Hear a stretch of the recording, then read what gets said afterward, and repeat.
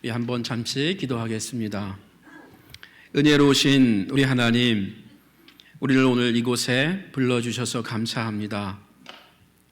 우리를 사랑하시고 택하시고 부르셔서 우리를 예배자로 살게 하심을 감사합니다.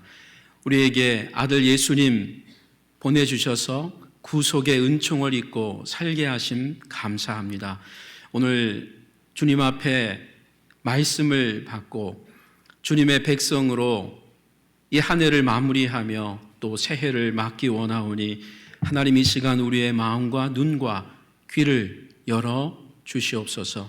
우리의 모든 것을 다 내려놓고 오직 이 시간 주님만 바라보기 원합니다. 주님의 말씀만 청종하기 원합니다. 우리에게 말씀하여 주시옵소서. 주 성령께서 운행하여 주시옵소서. 예수님 이름으로 기도하옵나이다. 아멘. 올 한 해 마지막 달이죠. 12월입니다. 오늘 우리 하나님 말씀 구약 성경의 마지막 책 말라기 말씀을 통해서 우리 가운데 일하실 또 하나님을 찬양하기 원합니다. 말라기는 오랜 세월 이국 땅에서 포로 생활을 했던 이스라엘 백성들이 다시 이스라엘로 예루살렘으로 귀환한 그 백성들에게 주는 말씀입니다.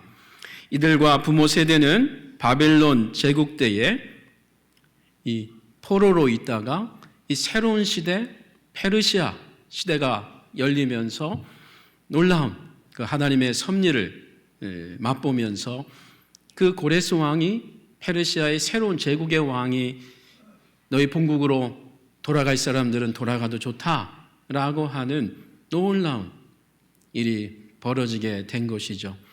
이들은 부모의 손을 잡고 그리고 할아버지 할머니들과 함께 또 자녀들과 함께 다시 본국으로 돌아가게 된 것입니다.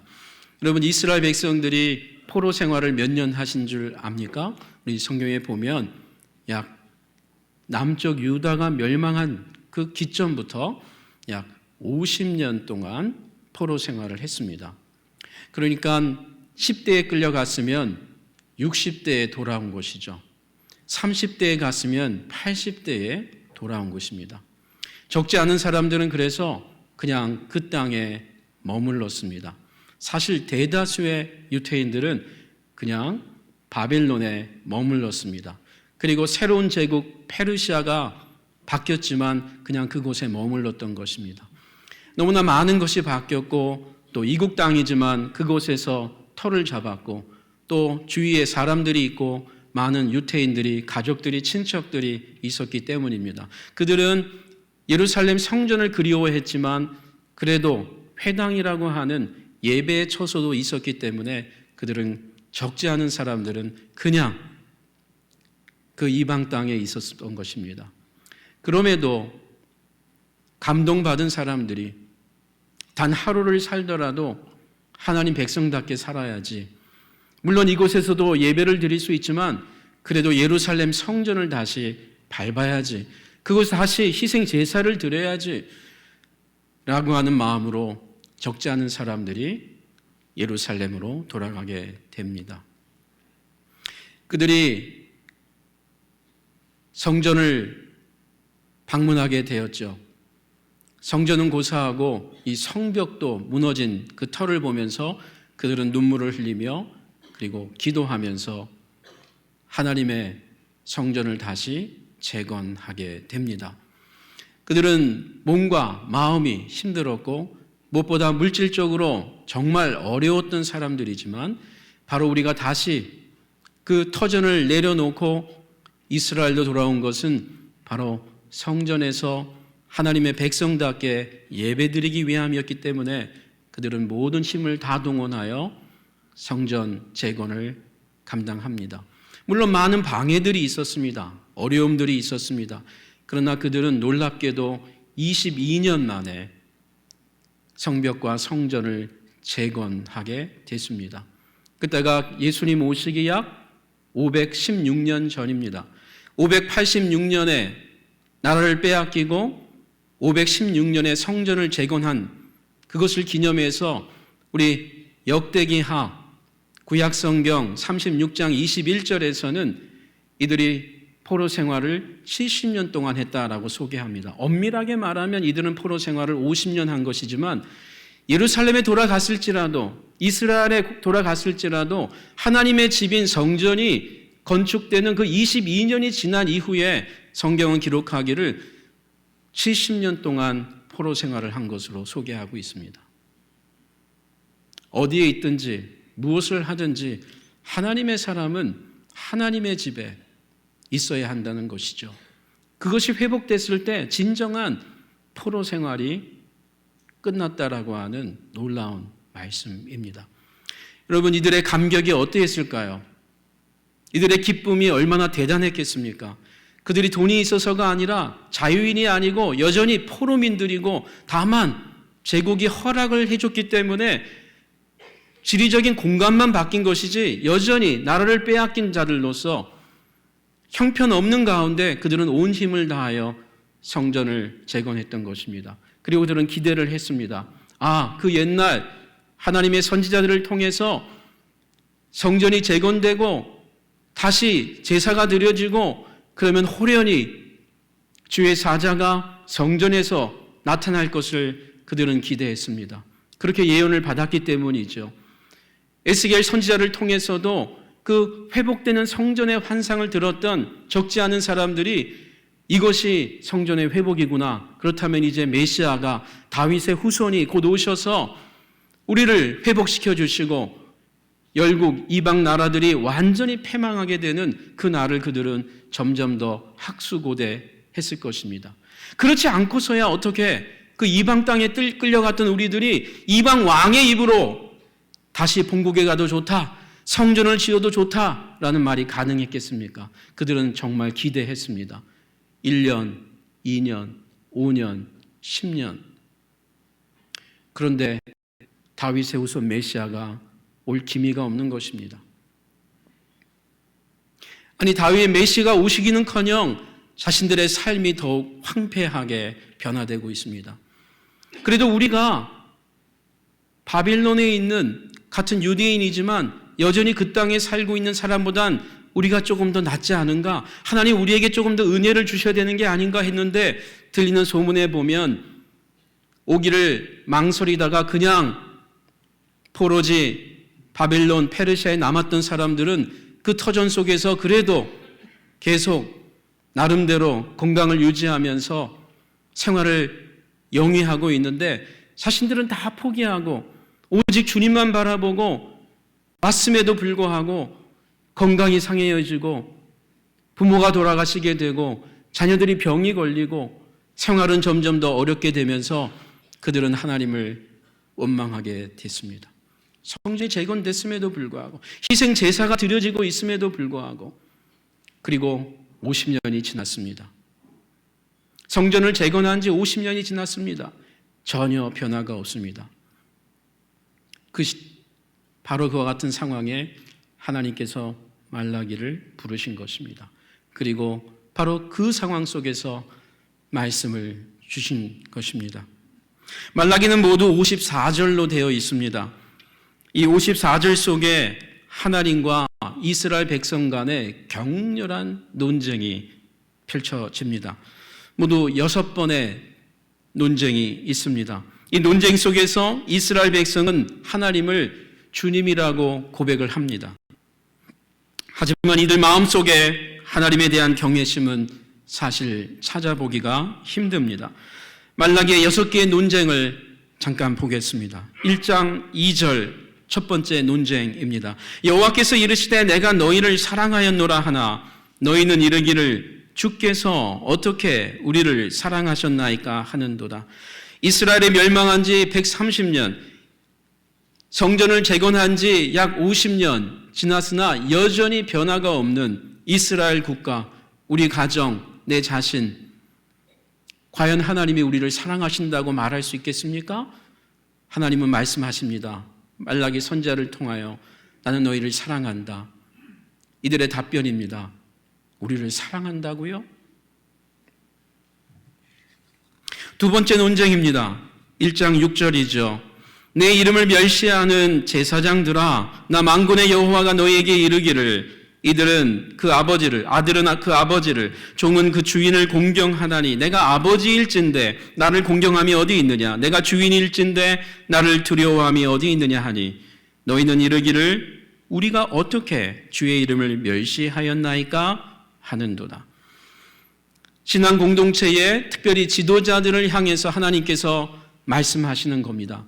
성전 짓기에 열심을 내었으나 그러나 너희가 나를 멸시하고 있구나.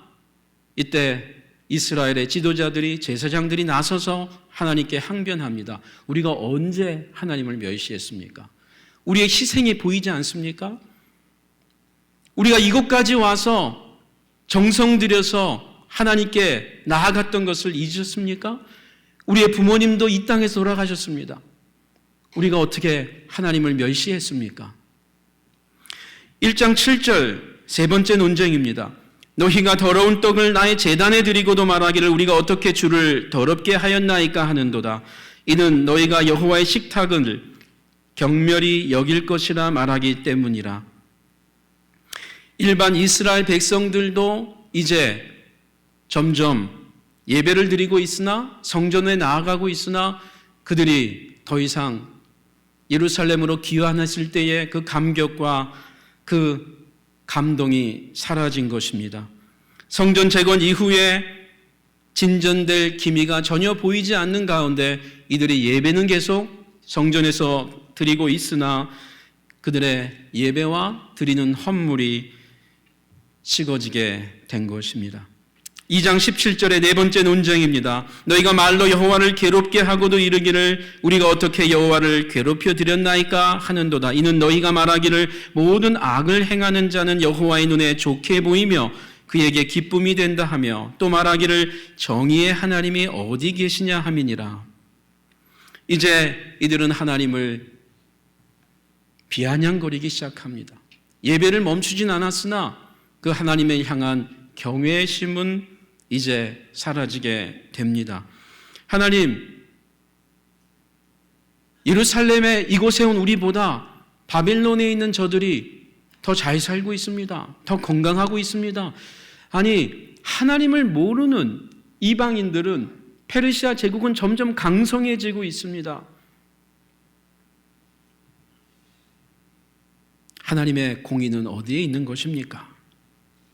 3장 7절의 다섯 번째 논쟁입니다. 만군의 여호와가 이르노라 너희 조상들의 날로부터 너희가 나의 규례를 떠나 지키지 아니하였도다. 그런즉 내게로 돌아오라. 그리하면 나도 너희에게로 돌아가리라 하였더니 너희가 이르기를 우리가 어떻게 돌아가리까 하는도다. 감사와 기쁨이 빠진 예물을 드리고 있던 그 이스라엘 백성들에게 하나님은 말씀하시는 겁니다. 내 규례를 어기고 있다. 내게로 돌아와라. 이스라엘 백성들입니다. 뭘 어디로 가라는 겁니까? 우리가 예루살렘에 오지 않았습니까? 그 먼 곳에서부터 여기까지 우리가 성전을 짓지 않았습니까? 우리가 성전에 지금 나아가고 있지 않습니까? 어디로 가라는 것입니까? 나에게 돌아오라. 마지못한 봉사를 멈추고 기쁨이 빠진 11조와 예물을 버리고 다시 신앙을 회복하라 라고 요청합니다. 마지막 논쟁, 오늘 우리가 읽었던 본문이죠. 3장 13절로 15절입니다. 여호와가 이르노라 너희가 완악한 말로 나를 대적하고도 이르기를 우리가 무슨 말로 주를 대적하였나이까 하는도다. 이는 너희가 말하기를 하나님을 섬기는 것이 헛되니 만군의 여호와 앞에서 그 명령을 지키며 슬프게 행하는 것이 무엇이 유익하리요. 회개하는 그 애통에 그들의 예식이 있었던 것이죠. 그렇게 하나님 앞에 슬픈 눈물을 흘리는 애통함이 무엇이 유익하리요. 지금 우리는 교만한 자가 복되다 하며 악을 행하는 자가 번성하며 하나님을 시험하는 자가 화를 면한다 함이라. 성전 예배를 소홀히 하는데도 잘 살고 있는 유대인들, 하나님 없이 사는 이방인들이 잘 되는 것을 보고 부러워하면서 하나님을 원망하고 있습니다.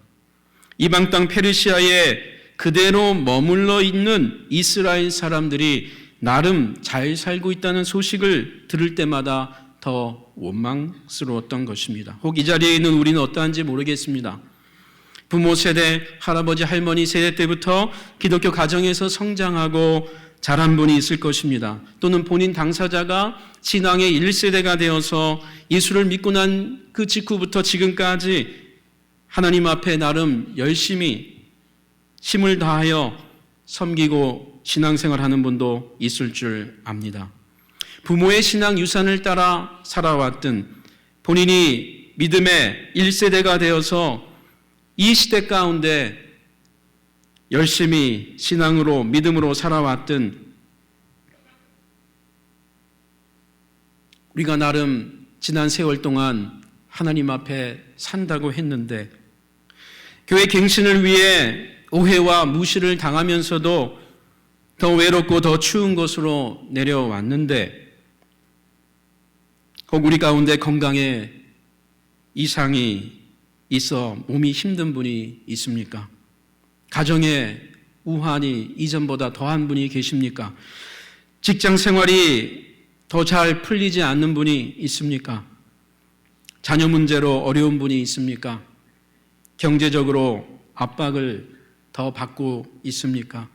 그렇게 헌신했고 한국교회의 자랑이었던 사랑의 교회가 날개 없는 새처럼 추락하고 있는 모습들, 남의 교회의 문제라고 생각했는데 그것이 나와 우리의 일이 되면서 체감하게 되는 그런 신앙의 자괴감들, 개혁과 갱신을 외치며 지난 시간들, 신앙생활을 오랜 동안 해오면서 주일마다 예배를 드리고 있지만 감사와 기쁨이 사라진 분이 혹 있는지 모르겠습니다. 하나님으로 인해 마음이 상한 자가 있는지 모르겠습니다.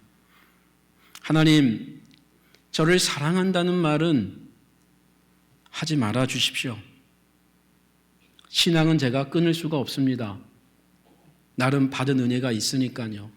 그러나 제 인생에 더 개입하지는 말아 주십시오.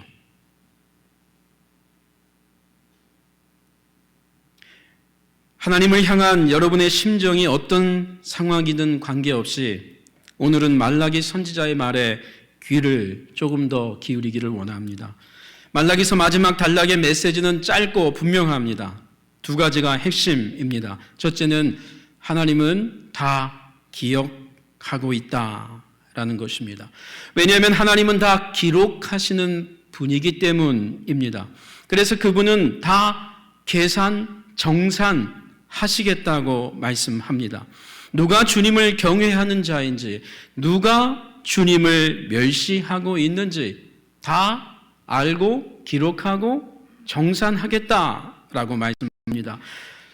하나님은 정하신 날 여호와의 날에 자기 백성을 보배처럼 다 솎아낼 것이다 라고 말씀합니다. 그것이 구약 성경 마지막 책이 마지막 부분에 가서 하는 말입니다.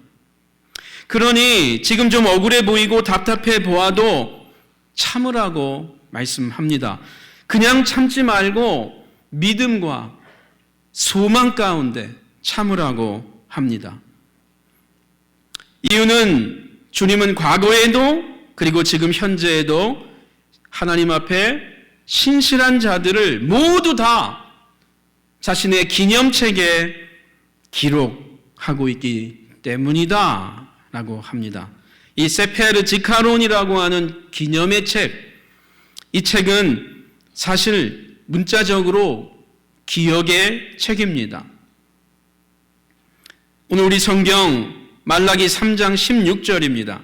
그때 여호와를 경외하는 자들이 피차에 말하며 여호와께서 그것을 분명히 들으시고 여호와를 경외하는 자와 그 이름을 존중히 여기는 자를 위하여 여호와 앞에 있는 기념책에 기록하셨느니라. 하나님께서 기념책이 있다는 것이에요. 말씀드린 것처럼 이 기념책이라고 하는 것은 기억의 책입니다. 기억의 책에 다 기록해 놓으신다라는 것입니다.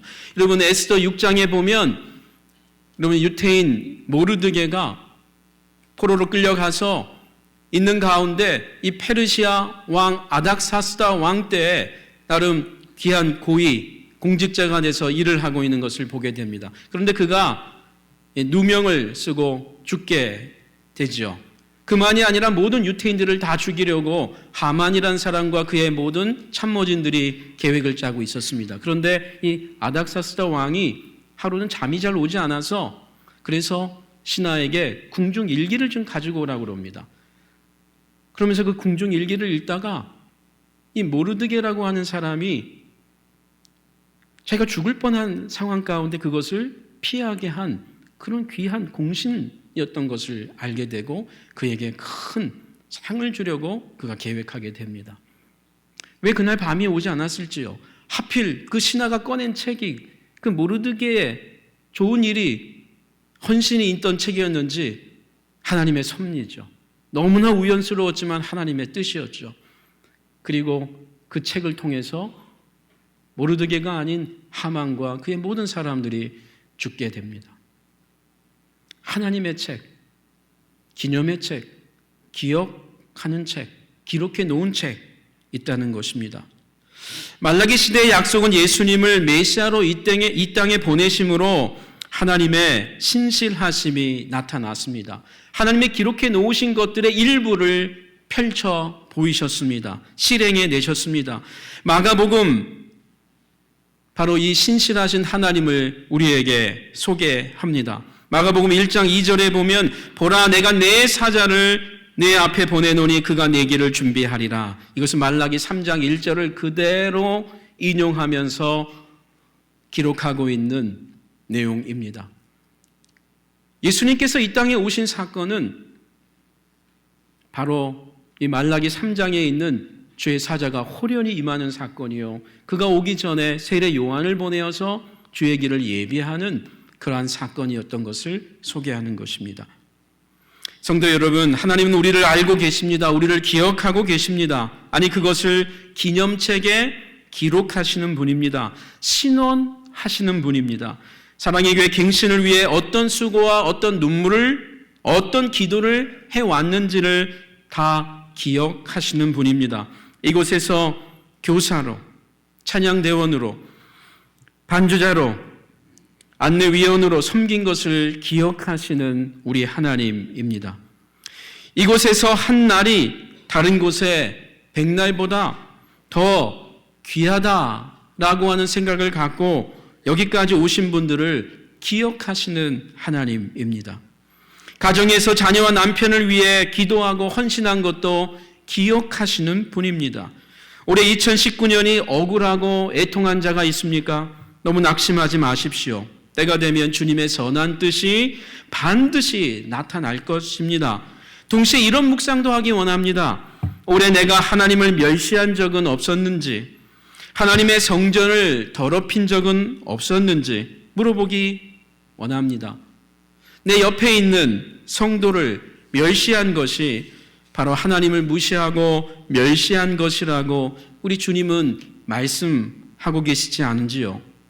내 배우자를, 내 부모님을, 내 자녀를 우습게 여긴 것이 그들을 향한 하나님의 뜻을 멸시한 것은 아니었는지 돌아보기 원합니다. 말라기 마지막에 권고하는 또 하나의 메시지가 있습니다. 하나님께서 자기 백성을 기억하고 있듯이 하나님의 자녀인 너희도 나를 잊지 말고 기억하라 입니다. 말라기 4장 4절이죠. 너희는 내가 호렙에서 온 이스라엘을 위하여 내 종 모세에게 명령한 법 곧 율례와 법도를 기억하라.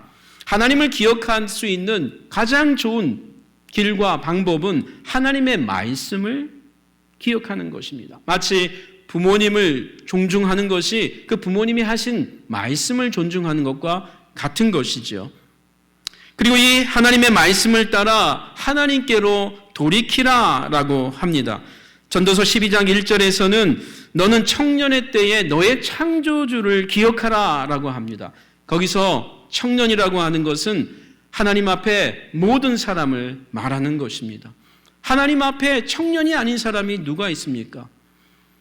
어제와 오늘과 영원토록 변함없으신 그 하나님 앞에 우리의 나이가 어떻게 노년이라고 이야기할 수가 있겠습니까? 하나님의 사람들은 하나님을, 창조주를 구속주를 기억하라. 어려운 상황일수록 일이 잘 풀리지 않을수록 다른 무엇보다 하나님 그분만이 우리 인생의 주인 되심을 한 번 더 기억하라는 것입니다. 그리고 그 주님의 마음을 조금만 더 헤아려 보라는 것입니다. 한 번 더 말하기 전에, 한 번 더 행동하기 전에, 한 번 더 주의 말씀을 듣고 읽고 기도하면서 하나님을 기억해 보라는 것입니다. 그분의 마음을 깨닫게 될 때 지체하지 말고 그분께 속히 돌아가라 라고 성경은 말씀합니다. 나의 연약과 죄책이 발견되면 그것을 통회하면서 주님께 다시 돌아가는 결단이 필요하다라는 것입니다. 이것이 기억하라의 목적입니다. 하나님의 말씀을 기억하는 것 자체가 목적이 아니고, 부모님의 말씀을 기억하는 것 자체가 목적이 아니고, 그 기억을 통해서 내가 지금 그럼 무엇을 어떻게 해야지 삶을 바꾸라는 것이죠. 저녁 늦게라도 돌아갈 수 있는 집과 가정이 있음이 얼마나 감사한 일입니까? 이것이 주님을 향한 우리의 믿음입니다. 말라기 4장 5절과 6절 보라 여호와의 크고 두려운 날이 이르기 전에 내가 선지자 엘리야를 너희에게 보내리니 그가 아버지의 마음을 자녀에게로 돌이키게 하고 자녀들의 마음을 그들의 아버지에게로 돌이키게 하리라. 돌이키지 아니하면 두렵건대 내가 와서 저주로 그 땅을 칠까 하노라 하시니라. 이것은 세례 요한과 우리 예수님의 사역이었습니다. 회개하라. 회개하라의 의미가 무엇이죠?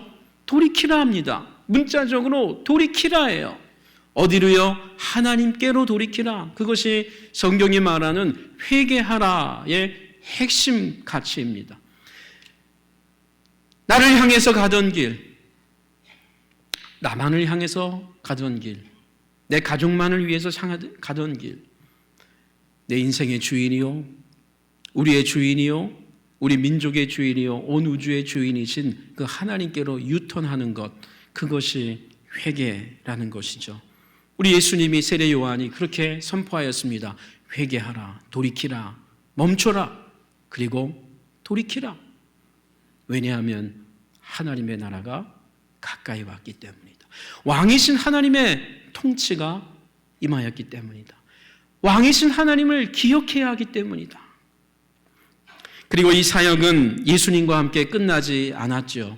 사도들을 통해, 그리고 제자들을 통해, 그리고 교회를 통해, 오늘 우리의 교회를 통해 여전히 이 세상에 선포되고 있는 말씀입니다. 스탑하십시오. 그만두십시오. 내려놓으십시오. 그리고 돌이켜야 합니다. 사망에서 생명으로 돌이켜야 합니다. 그것이 우리가 진정으로 사는 것이기 때문입니다. 그래서 바울은 고린도후서 6장에서 이렇게 선언하지요. 보라 지금은 은혜 받을 만한 때요, 보라 지금은 구원의 날이로다. 이스라엘 예루살렘 근교에 독일 나치치하에서 학살당했던 유럽 전역의 유태인들을 기념하는 홀로코스트 기념관이 있습니다. 약 600만 명이 학살을 당했죠. 가스실에서 생체 실험으로 기타 등등. 여성들이 약 200만 명, 어린아이들이 약 100만 명을 포함한 600만 명의 유럽 전역의 유태인들이 이유가 하나, 단 유태인이라는 이유로 그의 부모만이 아니라 몇 세대에 걸쳐서 양부모 중에, 조부 중에 한 사람이라도 유태인의 피만 있다면 다 색출해서 다 끌고 갔던 것입니다. 정말 있을 수 없는 일이 현대 문명 안에 벌어졌습니다. 20세기에서 벌어진 일입니다. 유태인 청소년들은 지금도 이곳을 꼭 방문합니다. 마사다라는 곳과 함께 꼭 이곳을 방문합니다. 4개의 사진을 잠시 보겠습니다. 이 홀로코스트 기념관, 홀로코스트 기념관에 여러 방들이 있는데요. 그 방들을 거치고서 마지막 부분에 가면 이러한 방이 나옵니다. 맨 위에 사진들이 있죠.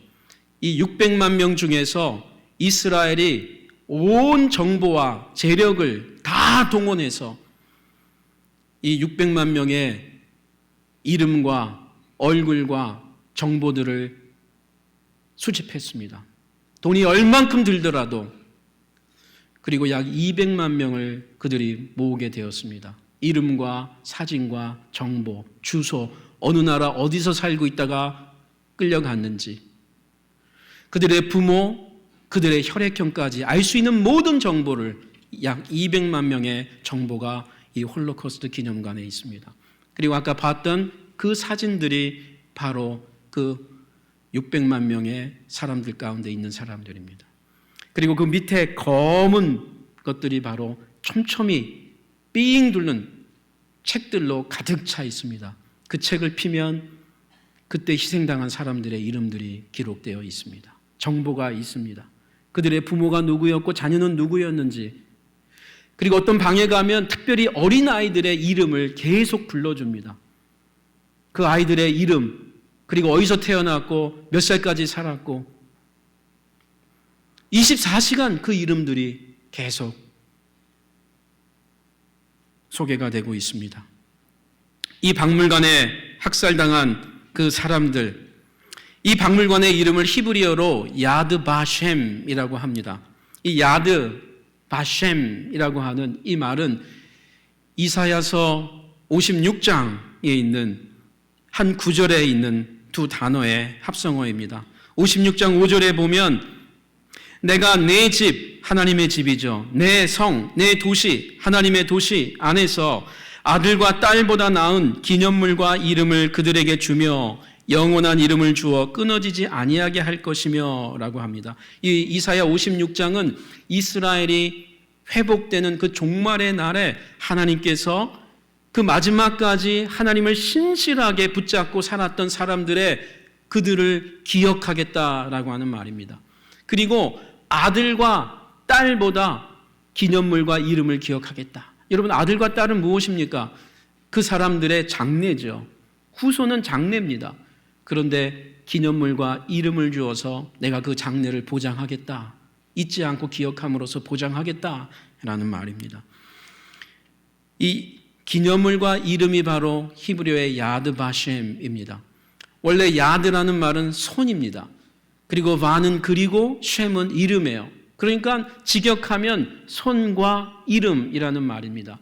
근데 여기서 손은 구약 성경에 보면 특별히 하나님의 손을 이야기할 때가 자주 나옵니다. 그 하나님의 손이 의미 있게 기억에 남는 무언가를 남기겠다는 것이에요. 그래서 영어 성경도 기념물과 이름이라고 번역을 했습니다.